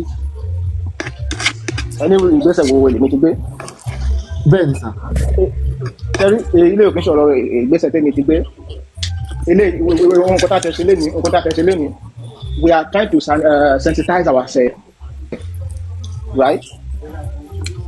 we are trying to bí mo ṣe sọ iná ẹ lọ ṣe sensitization ẹ báwa náà ti ṣe ṣe láti bí ọdún mélòó láti wà lórí ẹ̀. bí mo ṣe sọ iná kẹ lọ máa convince àwọn èèyàn wáyé pé kò sí ọ̀nà méjì ju pé ká dúró lọ ẹ lọ ṣiṣẹ́ lórí yẹn. Yorùbás have to shine their eyes, shine your eye, you Yoruba, shine your eye. I'm from Benin, I'm a Benin boy, but shine your eye. Tinubu is not a Yoruba. Tinubu is a Fulani, and then you Yoruba is the people who's going to regret all those things that is happening because Fulani is going to take on your state. Oga, let me tell you one thing. If you want to talk, man, you put respect. Don't be saying you be Benin Yoruba. Let's talk in the Okay, sorry, bro. Let's talk in the No, not give me time. Yoruba. It's an insult now. Not, but you know that Fulani don't insult you now. Don't they take you now? You know insult. You know insult to you. Me, I'm not an insult to. Wait, Fulani no insult to Benin. They know they. But they are taking your land. You are taking and they are going to take all your state. You think Tinubu is a Yoruba? Tinubu is not a Yoruba. He's a Fulani man. He's a slave in Lagos. He's a slave. He was adopted. You know why I say Yoruba? Yorubas are coward, if you don't know. Because you are blind. You are blind. I'm a beautiful and a good boy. MC Shadi pé ẹmọ kan ni wọ́n ní tọ́jú bá ń ṣe pé ó yẹ ká máa yọ fúnra wa. Owó ní Yorùbá àkàwọ̀ bàbá yìí sọ̀tù wa ni àtàbàtẹ̀ ń bára wa jà kàmọ́ ká là ń bára wa jà. Olú ọmọ oníwọ̀n nẹ́kọ̀ọ́ ọmọ ọ̀ràn kíran á máa sọ̀rọ̀ sí ìran Yorùbá. Gbọ́dọ̀ kan tó sọ ní ìsìn ni pé Yorùbá àkàwọ̀ àwọn Yorùbá ò ní káwọ̀ olú ọ̀ràn ìṣúwò ni ẹ. Ètèyàn bá tẹ̀ sọ pé evidence ẹ̀dá. ọmọ ẹni ní tọwọ́ ẹni gbọpọ kí bàbá máa wù bàbá ẹ ti ẹgbẹ náà ẹgbẹ béèrè kan sọdọ ni wait ẹgbẹ béèrè kan ṣe jẹ yìí tó ṣe bá fẹ́ dájọ́ ẹjọ́ burúkú Nàìjíríà ó ṣe jẹ Yorùbá máa ń tìjì ẹ wo tó Awólọ́wọ̀ náà tani máa ń jìyà àgẹ́sì Awólọ́wọ̀. MC àti sọ gbogbo ẹ̀ láti sọ lórí ṣó yìí ṣùgbọ́n mi ò ní gbà kí ọkọ máa fi yan Yorùbá kó máa fi wọlé níbi tó ní bá wà. àlè filẹ̀ báwo ló ti máa ní ká filẹ̀ àwọn èèyàn kan ìṣẹ́bí kan Fúlàní náà ń ṣe fún wa nìyẹn Fúlàní tọ́bọ̀ òtún náà ṣe ẹ̀fẹ́ sọ ó pé Yorùbá ní káwọ̀ ó pé gbogbo Yorùbá ní káwọ̀ dẹ̀dẹ̀ sọ pé ká filẹ̀ kó sọ̀rọ̀ olóòrùn ìwọ ní fẹ́ sọ̀rọ̀ ẹ lè lọ platform àwọn Igbo kẹlẹ́ ọba bú wọn bẹ̀ ni. wọ́n sọ pé kò fi wọ́n lẹ̀ Yorùbá ṣà káwọ̀ tí wọ́n bá jẹ́ wọn lọ kírun. ẹni sùúrù ta ló ń sọ̀rọ̀ ta ló orí wọn sọ̀rọ̀ bọ̀bọ̀ John yẹn ó rúdù gan báwo lè ti máa ní Yorùbá àkàwọ̀ ó lè tún sọ lórí. please à ń sọ̀rọ̀ ní general Nigeria là ń sọ̀rọ̀ ń bí. ẹ ṣé àwọn tìlú tiwọn náà wọn ṣe káwọ́ọ̀tì ní ṣọyẹ yìí gbogbo àlà ń fẹ́ kí lọ síwájú wọn lẹ́yìn Yorùbá ṣùgbọ́n òun kọ́ lè máa sọ̀rọ̀ lẹ́yìn Yorùbá náà. èmi náà máa ń wọlé lọ wà bó ṣe bó ṣe mo máa ń wọlé sọ́dọ̀ àwọn Haúsá lálẹ́ mo gbá Haúsá dáadáa mo máa ń wọlé sọ́dọ̀ àwọn Haúsá tí sọ lálẹ́ àwọn Haúsá tí tù kú omi. ṣé àmọ̀ bóyá Fúlàní bẹ̀ yìí tẹ́ni kan filẹ̀. ẹni sùúrù tí ò bá yé yẹn yẹn máa ń là yé yẹn. please ẹ jẹ́ ká sọ̀rọ̀ lẹ́ẹ̀kọ̀ọ̀kan. èmi mò ń sọ̀rọ̀ kan tó dá mi dúró. ok àgbọ̀ yín ọ̀rọ̀ yín kù ṣe jẹ́ kí fi 2 minutes. ok ṣe rí ọ̀gbẹ́ni tó sọ̀rọ̀ yẹn pé Yorùbá ṣàkàwọ̀ correction ló need kì í ṣe pé ká wá pariwo mọ́ ká lè jáde. brother mi ẹ sọ̀rọ̀ dáre. má sọ̀rọ̀ sí wọn lẹ́nu. tá a bá pariwo tá a fi lé wọn jáde táwa emotional tá a fi lé wọn jáde ṣáwa náà tá a fẹ́ ṣe Yorùbá nation náà nìyẹn táà ní argument lára ara wa.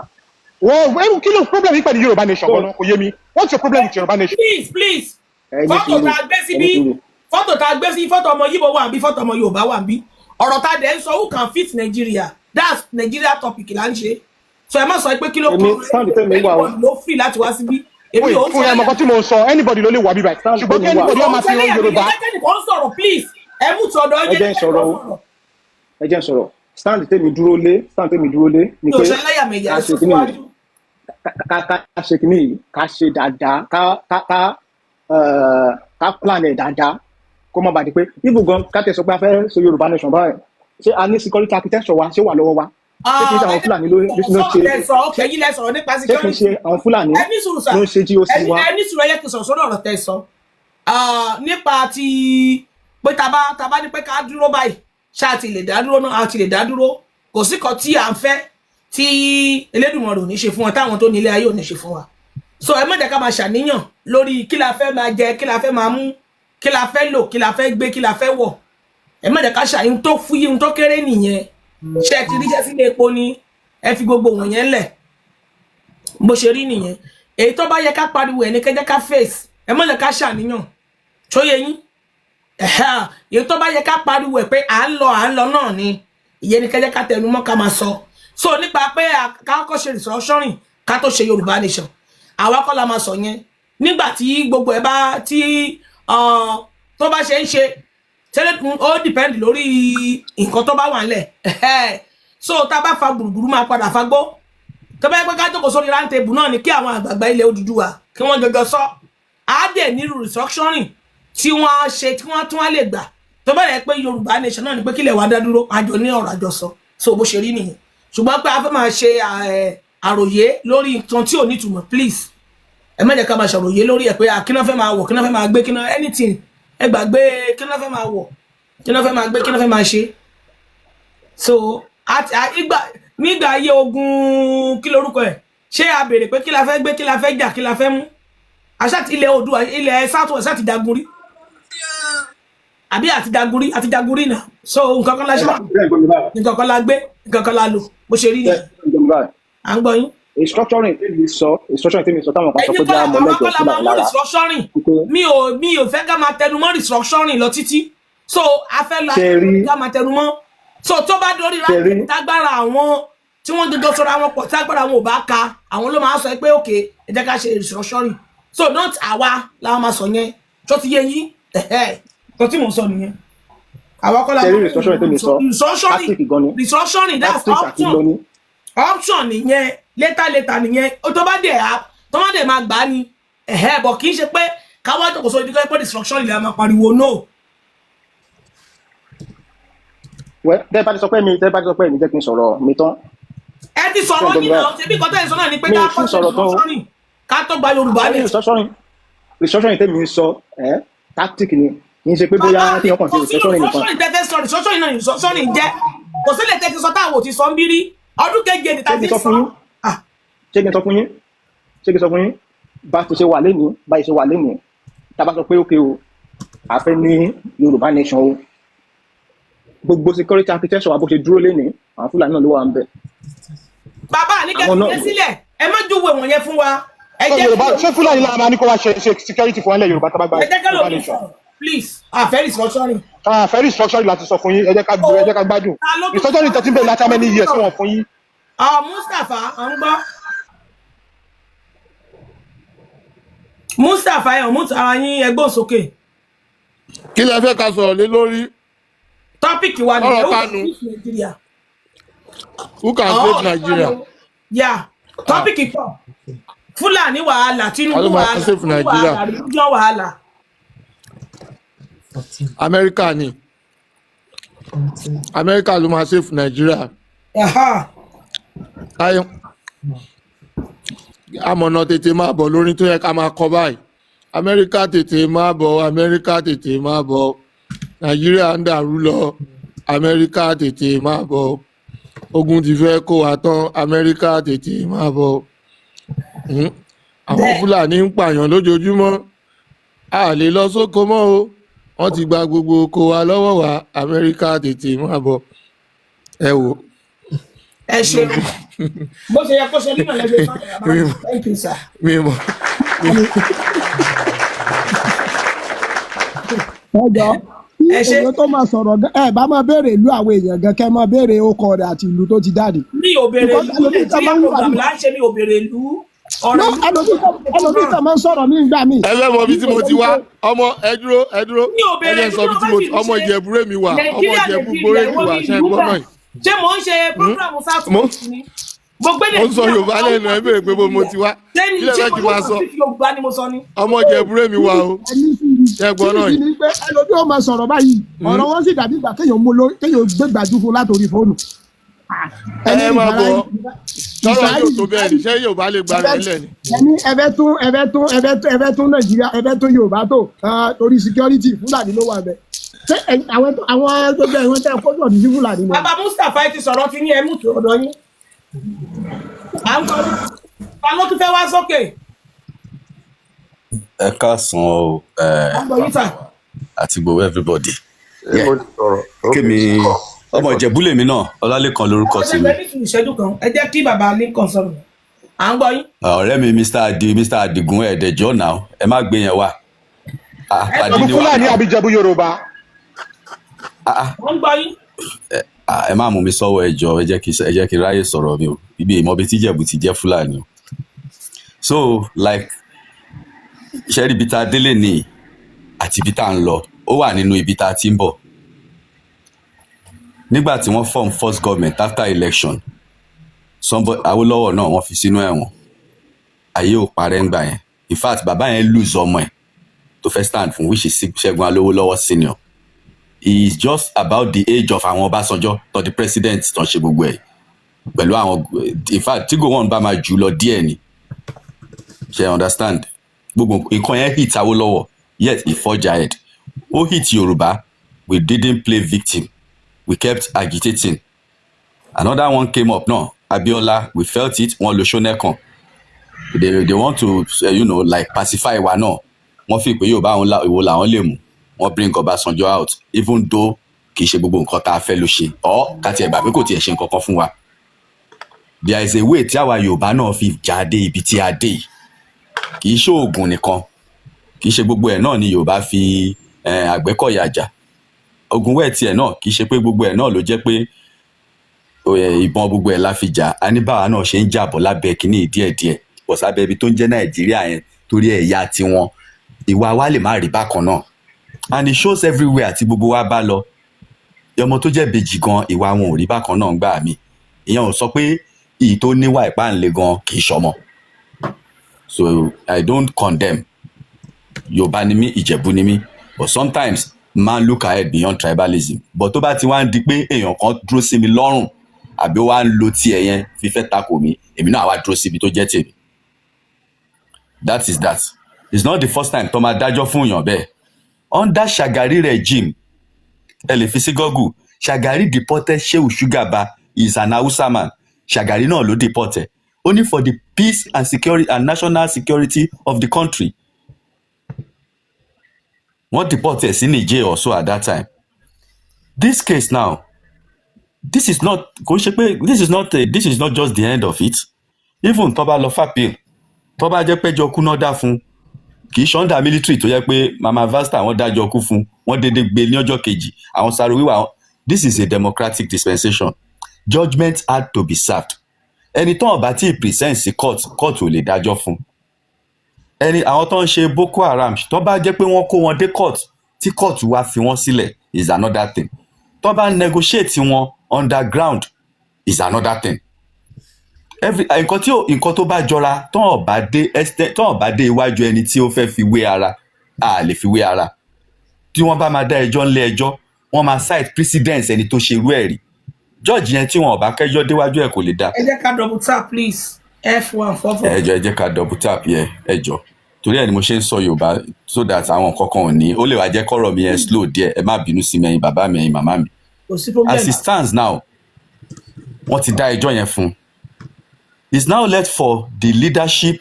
It might not even be Igbo or Igbo that will be clamoring for state pardon for him. But kì í ṣe ọjọ́ kejì tó bá dájọ́ fún náà máa fún ní pardon. Ṣé ẹni ṣe nǹkan yìí? Yes or no? Kì í ṣe pé ṣé àwọn kan ò ṣe rí. Even ṣé àwọn kan ò ṣe rí mo ti give examples. Ṣé àwọn kan ò ṣe lọ́wọ́lọ́wọ́ tíjọba bá fẹ́ fi wọ́n jó òfin wọ́n máa dé ilé ẹjọ́. Ibi tí àwọn yẹn ṣe sí ni pé ìjọba ò rẹ́dí àti fi wọ́n jó òfin ẹ jẹ́ ká ṣìkún yẹn sẹ́gbẹ̀ẹ́. Ẹni tíjọba wá fẹ́ fi jó òfin ṣá lè wá bẹ̀ kárí gbà padà lábẹ́ ìjọba. Is it not possible? Ẹ jẹ́ ká tún rò bẹ́ẹ̀ yẹn. Ṣé rí bí tá a délé ní tá à ń gbọ́ Biafra yìí tá à ń gbọ́ Oòduà nation yìí tá à ń gbọ́ sentiment Arewa yìí ó ti wà láti ìṣẹ̀dálẹ̀ Nàìjíríà ẹgbẹ́ ọmọ Oòduà ti wà Northern Progressive. Ṣé rí gbogbo ibi tí wọ́n fi ṣe foundation wa yẹn ẹ̀yàmẹ̀yà náà fi ṣe foundation wa ní politics ó dẹ̀ máa difficult kó tó kúrò ń bẹ̀. Awolowo was holding on ẹgbẹ́ ọmọ Oòduà to make the political ground comfortable for him to land while he was campaigning in the north. Sa'amadu Bello and Tafawa Balewa too were holding Northern People's Congress. NCNC was a Lagos and Cosmopolitan Party, but Nnamdi Azikiwe because. Ẹni sùn sà ọ̀tẹ̀ ìsọ yẹn àwọn question ti pọ̀ tó yẹ kí a fi tó ti ó nídìí àwọn ìbéèrè kankan ní àárín o. Okay, kẹ́ tó béèrè mà ẹ jẹ́ kí n kàn sọ last one kẹ́ tó béèrè. Ṣé rí àbámá gbọ́ ogun abẹ́lé ti Biafra yẹn tó bá yẹ pé Gowon ó act effectively wọ́n gbé ojúkù wọ́n court martial as a military man tó fẹ́ bàjọba jà. Ìyẹn ni the last thing tí mo fẹ́ bring in so ẹ lè béèrè béèrè tẹ́ bá fẹ́ béèrè. Ọlọ́run á dẹ̀ guide mi ìtagbára mi ò bá gbé. Akuri gbàmọ́ wọn béèrè kankan. Ẹ ṣé. Tinubu bá ti lọ sọ́dọ̀ sórí yín ó yẹ kẹ́ mọ̀ pé Nàìjíríà ń jẹ abẹ́bàkú ni níbo ni Saudi wà lónìí wọ́n ti Saudi ìlú wo ni wọ́n wà Akuri tó sọ̀rọ̀ tó pera ẹ̀ ní Lincoln ìlú wo ló wà.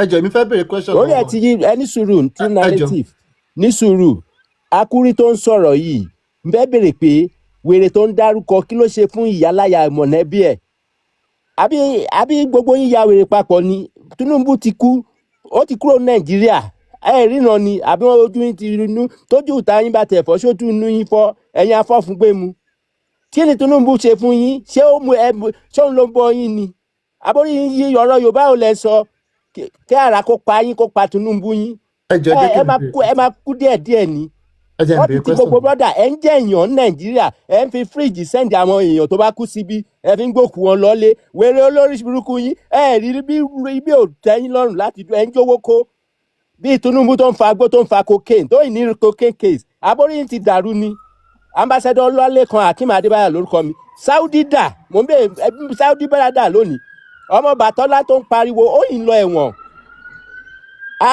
ṣé yá wèrè papọ̀ dúró through a narrative ṣẹ́jọ́ yá wèrè papọ̀ ni àbórí yín dàrú ni Nigeria belong to the world ilẹ̀ mélòó lẹ fẹ́ gba Nàìjíríà abẹ́ kúrì ni wọ́n máa sin yín sí Nàìjíríà fertilizer ní Nàìjíríà abẹ́ ya wèrè ni ẹ fẹ́ bà Nàìjíríà jẹ́. Sorry to say I'm also Ọlálékan. I'm not a politician and I've been in diaspora for over 20 years. Which country are you? I will not insult 20 years. People that knows me are on TikTok. Ìwé wo ló fi Èmi ò ń búyàn. If you cannot act in a civil way, èmi ò ń búyàn. People that knows me, àwọn ọmọ ìyá mi wà lórí TikTok yìí.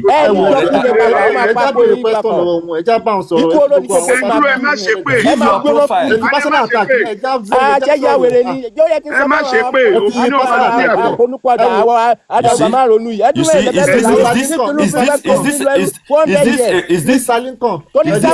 Is this kind of an adult we expect in the society. ó kúrò alákọ̀ọ́ra fọ́jú yín kó fọ́jú Tinubu bẹ́ẹ̀ Asla, ṣe kiri ẹ̀ẹ́dẹ́gbẹ̀rún ní òpè ẹ̀ ní kú síbi táṣọ yín wà bíríìjì lọ́ba fi gbókùn yín wá síbi ẹ̀ lọ́ba fi gbókùn yín lọ sí Nàìjíríà. ẹjọ. ẹ máa gbọ́ nǹkan tó bí ó dàbẹ̀ ṣe sọ̀rọ̀ yẹn. Tinubu ń yàgbẹ́ sí lẹ́nu ẹ bá tẹ̀ tí Tinubu bá ń yàgbẹ́ sí lẹ́nu tẹ̀ ń jẹ́ tí ẹ̀wọ̀n wá ní kẹ́ bá yé àwọn ẹlòmíì dẹni àbórí yóò pé ó ṣe lọ sí Nàìjíríà kọ́pa ẹ̀ dànù ó kọ́pa dàbí Tinubu ṣe ẹ̀ gbalẹ̀ bọ̀bọ̀ yìí ó dàbí Tinubu ṣe gbalẹ̀ yìí ni. àwọn alápàtà rẹ̀ tó ń dúró ẹ̀ ń pààyàn jẹun you are killing people you are murdering people as a job ẹ̀ tó lé ọmọ àgbẹ̀ ẹ̀ ń sọ lé ọmọ kò ní rí ìyàn pamọ́ Nàìjíríà nítorí pé Tinubu ẹ̀yìn rí picture ẹ̀ abẹ́ yáwèrè ni kò ní dábìlì aláya bàbá yín láti ìran ẹ̀ ní rọ́mọ sí yín lágbára náà ẹ̀ ní rọ́mọ sí yín ẹ̀ má kú tìrantìran ni Queen, ẹ move Providence. who is that who are you. Èmi ni Mr. Adigun. Ẹ dákẹ́. Adigun wo ń bẹ̀. Adigun kan náà tó wà nínú ẹ dákẹ́ náà. no problem jàre ẹ bèrè ọ̀rọ̀ lọ́wọ́ àṣìírí olórí question Mr. Lekan ẹjọ question tèmi lé ní ẹ̀yin sọ̀rọ̀ lórí. Providence mi ò lábẹ́ ṣe ń ṣe o ẹ bá ti má bọ̀ dábàá láìpẹ́ kẹlọ́dún imú kẹlọ́dún ọkẹ ló kó sódà mẹ́bà ọkẹ ló. bàbá yìí Providence ẹ dákẹ́. Queen ẹ ní láti fún mi. ẹ fẹ́ everybody sílẹ̀ kí kálukú sọ opinion rẹ̀. àwọn èèyàn kú kú dìbì ẹ fẹ́ kú tẹ̀lé Tinubu tẹ́lẹ̀ bá kú tẹ̀lé Tinubu ẹ má jẹ́ anybody lẹ́bi pé tí wọ́n máa sọ̀rọ̀ torí ẹ lọ sniper. ẹ̀rọ pé mi gangan mo kọ́kọ́ sọ̀rọ̀ so bàbá tó gbọ́ ọ̀rọ̀ lẹ́nu mi ni tó bá pè mí ọkọ̀ sọ̀rọ̀ ni ọ̀rọ̀ tí màá sọ aburú ju eléyìí tí bàbá yìí sùn so ẹ má jẹ́ anybody lẹ́bi o. ẹ mo wà very sure bẹ́ẹ̀ ni ṣe pé fún mi ẹ máa ṣàdúrà ẹ lọ mo wà sure pé ó sì ní ṣe pé fún mi. mo fẹ́ bèrè question lọ́wọ́. no kẹ́ tó béèrè question yẹn mo wà sure pé host ò ní bá ṣe pé báyìí sí èèyàn tó bá wá sí platform ẹ̀ directly. àbùkàn gbé mu bíi tiyín. I'm not a party man.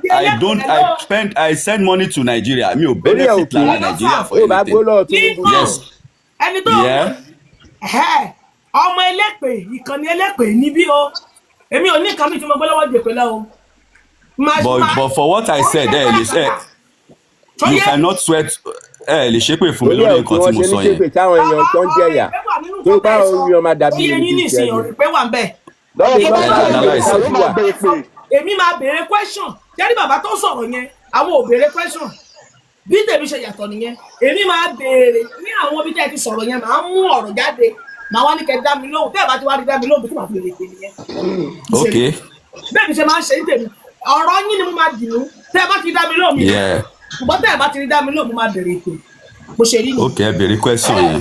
so àwọn ọlọ́gbà ọ̀rọ̀ yẹn lẹ́nu mi pé lọ́run pé kí má ti sọ̀rọ̀ bí tèmi lẹ̀ ṣe rí nìyẹn mi kì í sọ pé àmú ẹ jẹ́ kí n sọ gbogbo alamọ̀ràn sọ ń bí ìṣẹ́ni tí ò mọ̀ràn sọ onímọ̀ fi ní pé ìbáṣẹ́gun má sọ pé kẹ́nìbọ̀dì má ṣe pé ẹ má sọ bẹ́ẹ̀ ìyá àti kálukú kọ sínú tó wà ń ta ẹ̀ ó lágbára ó lè kọ́ ibi tó tutù bí ìlú òyìnbó ṣe tutù lọ́wọ́lọ́wọ́ báyìí ó lè kọ́ sẹ́lòmíì kó kọ gbígbóná sẹ́lòmíì. wọ́n ti gbogbo bọ́dà bó ti sọ fáwọn tó ń control yìí ẹni tó bá lo 10 years kò lè gba kíní child benefit wọn dẹ̀ lè gbá mọ́.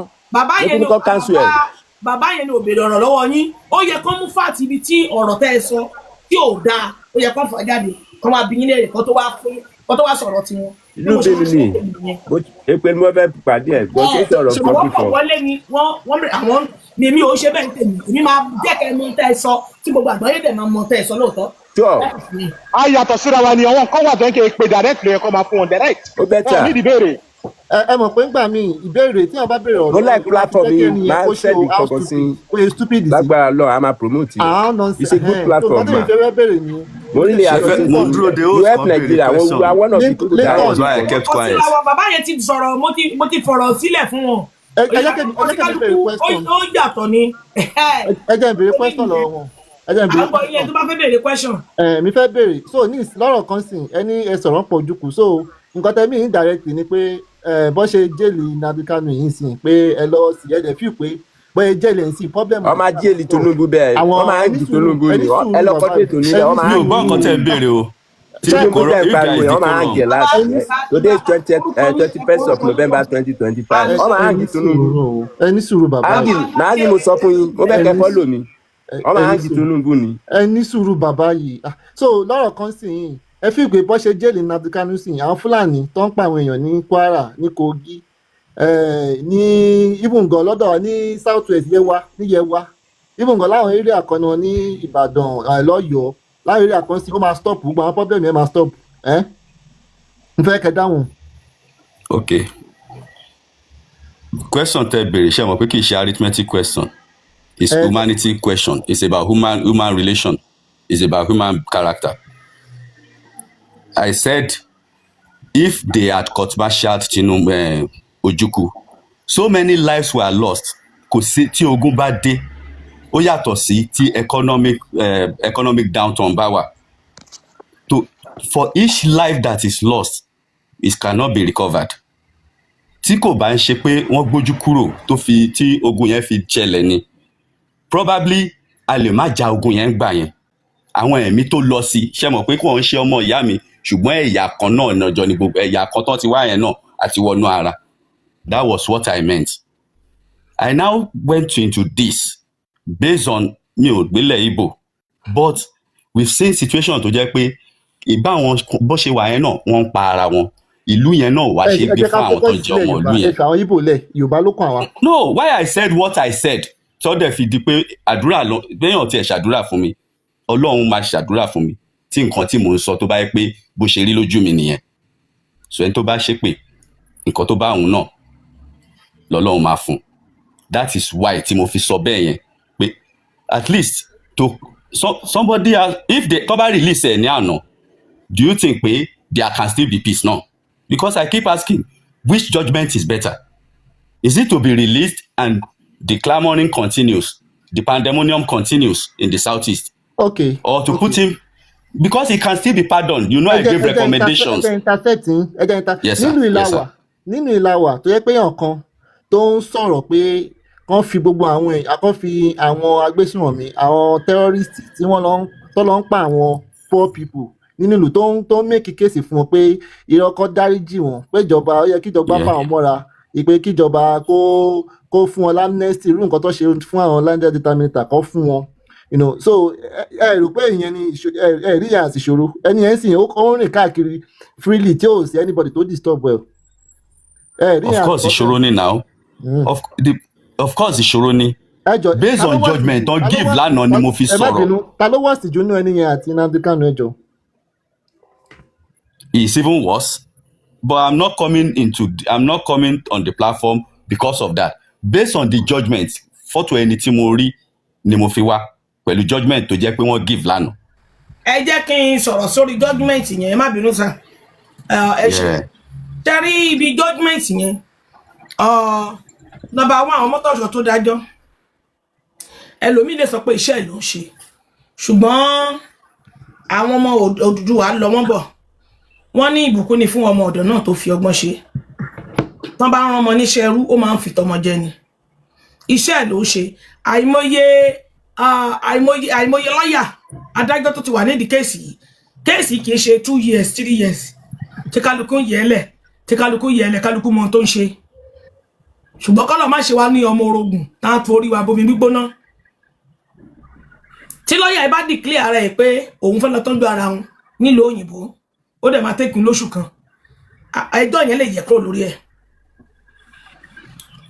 Ọ̀rọ̀ tó wà lẹ̀ wọ́n mọ̀ọ́mọ̀ ní kí ọmọ Yorùbá wá dájọ́ Yíbò ni. Látara kí a lè fi kẹ̀yìn síra wa, kí èdè wa má yẹra wa, kán fi dá wa láńlẹ̀. Èmi dẹ̀ mọ̀ lọ́dọ̀ tèmi o, mi ò ní ìkankan gbà lọ́wọ́ ọmọ Yíbò, ìran mi ò tẹ̀lé Yíbò. Mi ìgbọ́rí, mi ìmọ̀ kankan bẹ̀. Àmọ́ èèyàn ni wọ́n. Kán bá ní kọ́mọ Yíbò dúró, kán bá ní kọ́mọ Haúsá dúró, màá súnmọ́ ọmọ Yíbò jọ máa Haúsá lọ. Mi tẹ̀lé dọ́dọ̀ Haúsá rárá, màá yá ní ẹjẹ́ ń dúró mi jẹ́jẹ́. Bó ṣe rí nìyí. So ìbùkún ni fún ọmọ ọ̀dọ̀ náà tó fi ọgbọ́n ṣe. Tọ́ba wá ní kán sọ lọ sọ́bọ̀. Wọ́n ní ọmọ Yorùbá ló dájọ́, nǹkan máa gbé sí lórí nìyẹn. Tí gbogbo àdẹ̀rọ̀ pọ̀ ọmọ Yorùbá ni. Ìgbà ẹlòmíì máa ní iṣẹ́ ló ṣe. Ṣùgbọ́n ọmọ Yorùbá tó rí ẹ̀ bá pé tán bá gbérù iṣẹ́ báyìí, iṣẹ́ dé tòun báyìí fún ẹ. Tòótọ́ bá declare rẹ̀ pé o ní ọsítù kìnnìkan o ní kìnnìkan tó fẹ́ lọ gbà ní ọsítù, wọn lè mú ẹ sí. Ìwọ ló mọ̀ bá rẹ̀ ṣe rí, ìwọ ló mọ̀ bí ẹ̀ tiẹ̀ ṣe rí. Wọn lè mú ẹ sí, ó yẹ nìyẹn. Kẹ́lòmíì náà ṣe. That is true, I agree. O fi gbowó báǹkì òkè ìgbà tó ṣe lánàá sí. O fi gbowó báǹkì, number one. Number 2. wọ́n tiẹ̀ lè ti gbé owó fún. Àwọn family ẹ̀ sì táwọn èèyàn mọ̀ kán mọ̀ mọ́ ẹ á di pé wọ́n ti rìn freely. Wọ́n á di pé kó máa rìn sí kó máa wẹ̀yìn wò kó máa wẹ̀yìn wò kó máa wẹ̀yìn wò. Bó ṣe rí nìyẹn èèyàn kì í ṣe nǹkan iṣẹ́ tó ń ṣe òun ṣe nítorí káwọn family ẹ̀ lè jẹun ni. O ò ṣe nítorí ògo ilẹ̀ Odùduwà, o ò ṣe nítorí ògo Nàìjíríà, o ò ṣe nítorí bẹ́ẹ̀. Àwọn tó gbé Nàìjíríà sórí lánàá ń bo ni gbogbo wọn wà. Àwọn tí wọ́n ránṣẹ́ dé tòrutòru lánàá ń bo ni gbogbo wọn wà. O ń ṣe nítorí kó ba lè máa rí oúnjẹ gbé lọ sílé fáwọn fámìlì ẹ. Àwọn fámìlì ẹ ní bó ṣe ń rìn gbà kan ṣé wọ́n lè rìn bẹ́ẹ̀ mọ́. Téèyàn bá ń sunkún èèyàn máa ń ríran. Yes, adúbánidé òde ní báni débẹ̀. Táwọn fámìlì ẹ bá ń lọ ṣọ́ọ̀ṣì tó bá ń lọ bì kan kọ́ máa wò àwọn gúrú ẹsẹ̀ àwọn. Ok, mo agree pẹ̀lú yín but kí ni reason tí wọ́n ṣe protest. Ẹni sùúrù wọ́n ti kọ́ àwọn fámìlì ẹ̀ sínú ìgbò ó ti kọ́ bí ọmọ tó ṣọ̀ṣẹ̀ wà yóò ti kọ́ àwọn fámìlì ẹ̀ sínú wàhálà ń sìn àtọkọ́rọ̀ wọnú àdó ṣó lè kọ́ gbogbo fámìlì ẹ̀ wọnú àdó ni. Èèyàn máa fẹsẹ̀ yìn tílé. ṣẹ̀rí tán bá sún kéèsì yẹn síwájú this man will not get the judgement yet but wọ́n ti dá ẹjọ́ ṣé ibi tán dájọ́ dé yìí sì ní òpin ẹ̀ wọ́n ti fún ní 20 years. nìkan lẹ ti sọ̀rọ̀ sílẹ̀ jẹ́ kí sọ̀rọ̀ ọ̀rọ̀ tẹ̀sán. ẹni wọ́n ti dájọ́ fún ó tún lè padà tún lọ gbẹ́jọ́ wọlé ìbá àgbẹ́jọ́ wọlé ní ọ̀la kí adájọ́ sọ fún yín pé ok ó máa lọ sẹ́wọ̀n o kìí ṣe láìfù mọ́ o ọjọ́ báyìí ni ọjọ́ méjì ọjọ́ mẹ́ta ni o ẹni tó ti kọ́kọ́ dá láìfù yẹn sí orúkọ ẹ̀ ti wà lórí ẹ̀ àkọsílẹ̀ burúkú ti wà fóun bó ṣe rí nìyẹn. Tinubu òun tiẹ̀ tọ́mọ̀tì ẹ̀ sọ pé àpọ̀dà ayérayé number 1 lòun ibi tóun ṣáà ti máa jẹun tó ti máa invest owó tó ti máa kówó sápò ìyẹn lòun máa ń fókọ̀sì. Ìgbà tí Buhari tó jẹ́ ọmọ Fúlàní adaran pààyàn tó wà lórí àléfà Fúlàní tún ni mo sọ ọmọ bòróró tó jẹ́ pé ọmú màálù ló mú tẹ́ ìṣọmọ èèyàn ló mú nígbà tó wà ní pírẹsidẹ́ǹtì àmọ́ itú méje yàyà mẹ́fà tí Ṣòwòrẹ́ fi ta kò rán Ṣòwòrẹ́ lọ sọ́gbà ẹ̀wọ̀n o a ní kàn gbé pamọ́ síbì kan tó bá tún yá tún ní kàn gbé síbí tó bá yá tún ní kàn gbé síbí tó bá tún ní yá tún ní kàn gbé síbí ńgbà kan gbogbo ìgbà tó ń ṣe ensars ó ní kí Ṣòwòrẹ́ máa rìn káàkiri l'Àbújá ni pé kò gbọdọ̀ wá sí south west Àbújá nìkan ló gbọdọ̀ dúró sí ó wà l'Àbújá fún odidi ọdún méjì bí ọgọ́ntàn ọdún méjì ńgbò yá ó tún ní kó bẹ̀rẹ̀ sí ní káàkiri Nàìjíríà kò gbọdọ̀ travel out ìbùkún ní fún ọmọdé náà tó fọ bọ́ ṣe àwáwà bí táwọn ọ̀dẹ̀ ń kàkọ́ sílẹ̀ fẹ́ gbogbo àgbáyé ló kàkọ́ sílẹ̀ iṣẹ́ burúkú àti iṣẹ́ rere everybody wọ́n ń ṣe ta ló wà lórí àléfà ńgbà tí wọ́n tán dájọ́ òkú ẹ̀wọ̀n gbére fún ọmọ ọlọ́mọ Tinubu ni president tó wà ń bẹ̀ ṣe ìran ọmọ Yíbò ó lè fojú re wo family Tinubu bọ́ ń bẹ̀rẹ̀ ni ṣe ìran ọmọ Yíbò kan lè wà kó fojú rere wo tó bá ń gbọ́ Tinubu kódà kó má jẹ́ family ẹ̀ gan kò ní fojú rere wo lẹ́ni wíyà ní gbogbo àgbáyé èèyàn máa ń ṣe ìkàtà èèyàn máa bẹ̀rù orí ẹ̀ ni.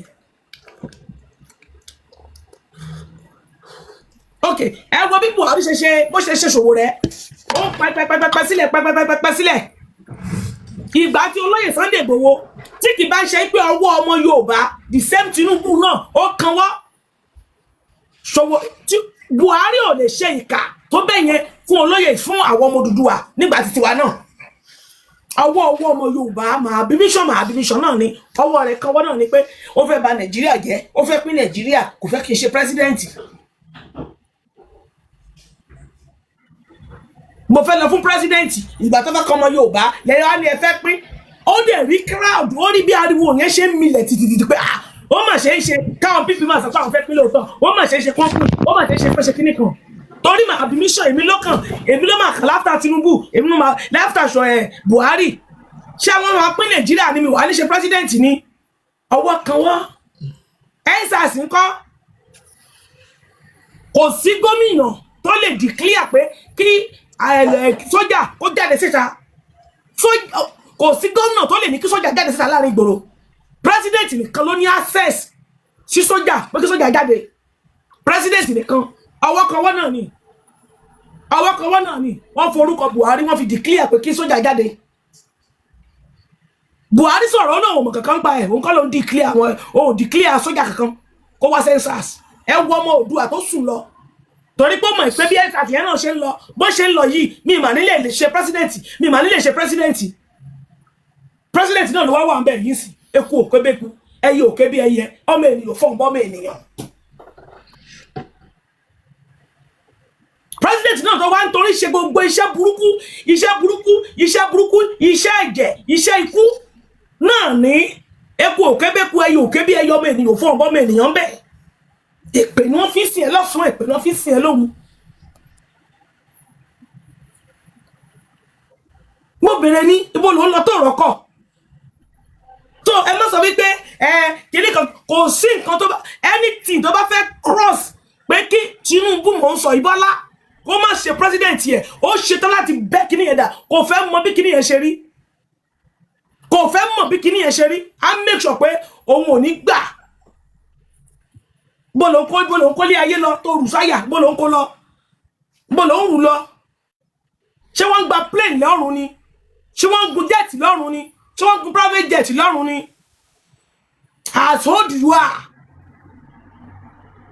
ṣé wọ́n gun ni mo ṣe ṣé wọ́n gun kí ló ń pe mọ́tò kìíní ṣé rose ni àbí kí ló ń pe ṣé wọ́n èwo ni wọ́n ń gùn lọ́rùn bẹ́ẹ̀ tó fẹ́ lọ gbé dání tó bá ń lọ èwo ni wọ́n ń gùn bẹ́ẹ̀ wọn ò gun kẹ̀kẹ́ lọ́rùn ilé ayé náà ni gbogbo dátidàtí rédèrèdè pangolo kí lorúkọ irin oríṣiríṣi tẹ́ gbàjọ tẹ́ kójọ tí inú yín dùn ilé ayé náà gbogbo ẹ̀ mọ́ ẹ̀jẹ̀ ń dẹ̀ ní àwọn èèyàn légbodò ẹ̀ ń dẹ̀ ní aláìṣẹ̀ ń dẹ̀ wọn légbodò nítorí ilé ayé bó ṣe rí nìyẹn so mo sọ pé ọ̀rọ̀ yín èsì pọ̀ bẹ́ẹ̀ ẹ lè sọ wípé kìnìkan tó bá wá sí tinú tó bá wá sí ilẹ̀ lánàá yẹn báwo ni ìgboro ṣe fẹ́ rí ìgboro máa dáa tó bá declare Nnamdi Kanu lánàá pé wọ́n ti free ẹ̀ oríire Tinubu ló jẹ́ ó ṣorí burúkú ara achievement ẹ̀ ni yes ara achievement ẹ̀ ni ìgbà Tinubu ni wọ́n sílẹ̀ ìgbà Tinubu ni wọ́n sí Nnamdi Kanu lẹ̀ oríire kan ló jẹ́ ara achievement ẹ̀ ni tó yẹ yín ẹ wá ń sọ pé tó bá sílẹ̀ lánàá yẹn bó lè ṣe wò bí ìgboro ṣe fẹ́ rí ṣé wọ́n lè sílẹ̀ káwọn ọmọ yìí bò máa jó nǹkan máa bà kan jẹ́ ni mo béèrè níṣẹ́ rẹ̀ kó tó mọ́ wá sílẹ̀ lánàá àwọn ọmọ yìí máa bà kan jẹ́ inú kò sẹ́ni àwọn tínú wọn bàjẹ́ ó ju ẹni tínú ẹ̀ dùn lọ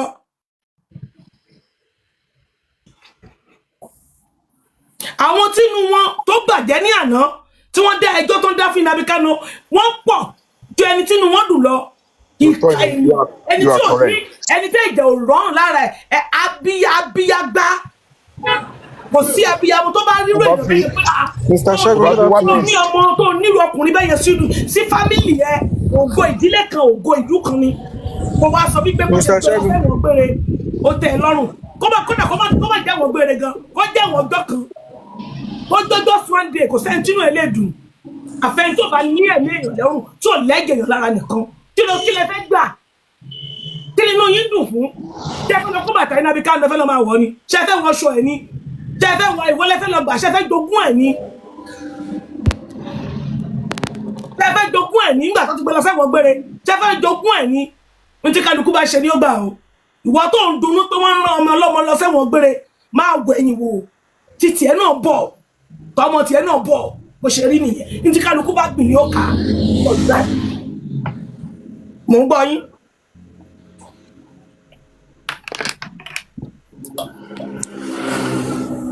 Left to me, there is always a solution. Mr. Segun, good afternoon. Lánàá, you cannot predict what will happen. Kò sí kan tí mo fẹ́ predict. Okay. Inú everybody. Wọ́n ti dájọ́ kú fún yàn rí. Jubilation ni predict pé kí ni? Jubilation ló máa ṣẹlẹ̀ kì í ṣe ìbànújẹ́. Jubilation ló máa ṣẹlẹ̀ lánàá. Kì í ṣe jubilation oṣù kan. Ṣùgbọ́n tẹ́ bá tẹnu mọ́ pé kílẹ̀ yúrò tó máa ṣẹlẹ̀ túmọ̀ ẹ̀jẹ̀ àti máa sọ wípé lọ́tọ́ bá bí Nnamdi Kanu sílẹ̀ lánàá yẹn dájúdájú ọmọ Yíbò máa dá dúró tọmọ Yíbò bá dá dúró owó tí Tinubu ní kò lè tòṣì mọ́ láyé tọmọ Yíbò bá lọ kán máa lọ Nàìjíríà gọọmẹ̀ntì náà máa rí gbogbo ọmọ Nàìjíríà máa rí pé gbà tó tọpọ́ fẹ́ máa lọ wọ́n ti lọ́ ti wọn nìyẹn kò ó ṣòro lórí kan máa lọ kí ló fẹ́ gbà bẹ́ẹ̀.